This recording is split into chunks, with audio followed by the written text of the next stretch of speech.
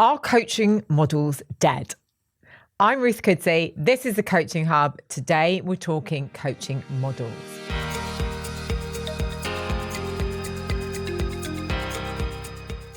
So I remember when I first started training as a coach, when I first started training as a coach at work, and it was very much based on a model. The GROW model we know is very popular. There are other models like CLEAR and OSCAR, lots of different ways that we can structure coaching conversations. And these models are still very much in use now. In fact, some coach training providers still base their training purely on these models. But times have changed. In fact, times have been moving on for a long time. I remember when I set up Optimus in 2019, I was really clear I didn't want a school that was dependent on a model.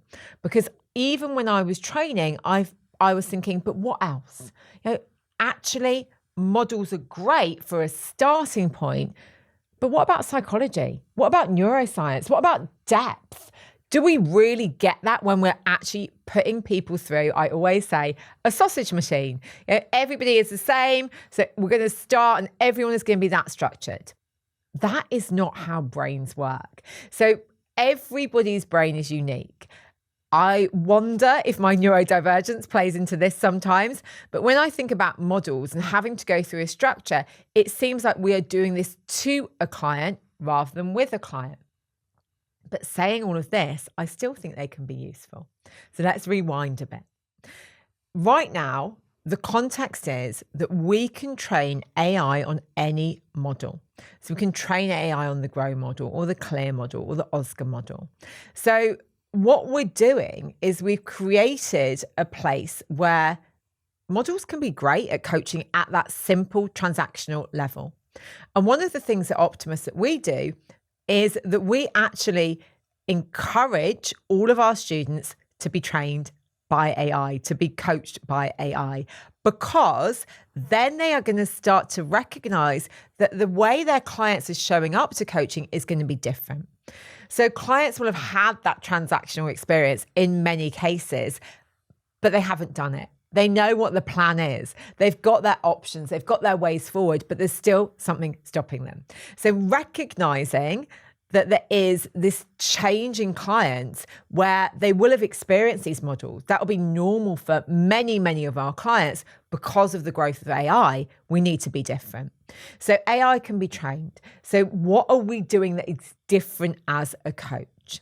As a brand new coach in training, models give you security, they give you scaffolding, they give you confidence, and they are there to build your competence. So I still think there is a place for a model or structure when you are starting out as a coach. Because otherwise, if we're looking at relational coaching, if we're looking at going deeper, if we don't have the foundations, it's going to be built on shaky ground. So there is still a place for new coaches to learn their trade by actually going through an evolution of coaching. Let's look at a model first approach. Okay, so if you're a new coach, please put those foundations in place. It's why we still have models in our training. It helps. It helps you to have the confidence to actually start coaching. It helps you when you've got that security of these are coaching questions I could ask, but it is a starting point. It is not an ending point. And very soon, when people evolve in their coaching journey, they'll recognize that actually the sausage machine does not work for everyone. Some clients don't like models. Some clients resist models. Clients do not fit into boxes. We don't necessarily know what our goal is as soon as we come into a coaching session. Maybe we need to explore context first. So recognizing each client as an individual means that we let go of the need of models and frameworks, and we can really focus on the client. It's why at Optimus, we talk about a flexible framework.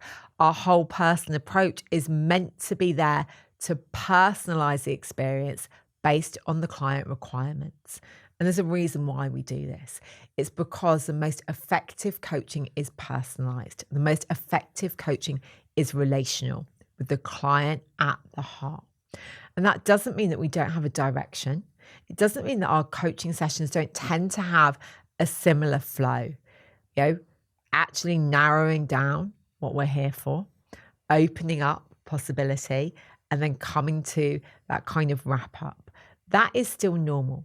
Although even within the session, we might have a re-narrowing, a widening, a wrap up, reconfirming. There may be very much different types of flow depending on that client. So flexibility comes from having the foundations in place. So I always think that at the beginning when we're learning, structure supports us to start to think about how do we actually hold space and be with somebody for 30 minutes or 60 minutes when we're not used to it. And then it becomes something that we can loosen, we can adapt, we can be flexible with, we can start to be more relational. So it changes. So again, at the start, great. As you grow, you can put down grow. But it might also work in some contexts. So for example, I remember a few years ago, I was working with an engineering firm looking at embedding coaching into their culture. They hadn't used coaching. They were an organization that had a lot of processes, structures, and systems. It made sense that we created a simple structure that we were able to easily teach leaders and managers to support conversations. So in those kind of contexts, and in many of the larger organizations I work with, there is a model first approach because you can have consistency, because there is not so much impact on psychological safety, because it is more transactional, because everyone can be doing the same thing. And because if everyone's doing the same thing, then we're not having variation. So at a kind of macro level, that can work really, really well. We know that people have a system and a structure, which actually has been shown to work on a transactional performance-based level. And then we can build. So if you're starting with a coaching culture in an organization, starting again with a model, easy to understand, unlikely to do psychological harm, steps and processes to follow. But then you'll want to build on it. So again, what we are not saying is these don't have a place. That would be disrespectful to people who have been using them for 30 odd years. It would be disrespectful for those who have developed them. But we're saying, think about that place. Is the model actually appropriate for the client in front of you? Is it great for you because you're a new coach? Are you actually holding it really tightly when you could let it go, when you could be more present, when you could be more people focused? Is it there because maybe you're embedding a coaching culture? Or is it there because maybe you're working with somebody who is a little bit unsure of coaching and they want to have that security and that structure for their own certainty in their own brain to start with? Sometimes even experienced coaches might have a model first approach with people. And again, we're in a landscape now where we can be asking our clients, what is your experience of coaching? How have you used AI to have coaching conversations? And if they have probably already experienced a model. So we can explore that in our first session or in our discovery session and then build from there.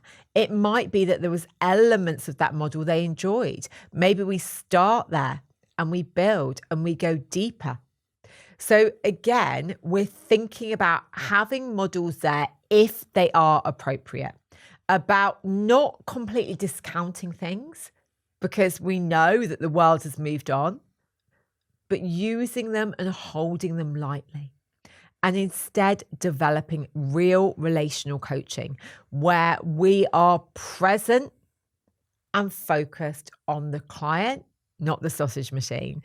So we are partnering with them on a genuine and deep level to go where they want to go, not where they need to go next because we've got a series of questions or we've got a letter, but where they want to go.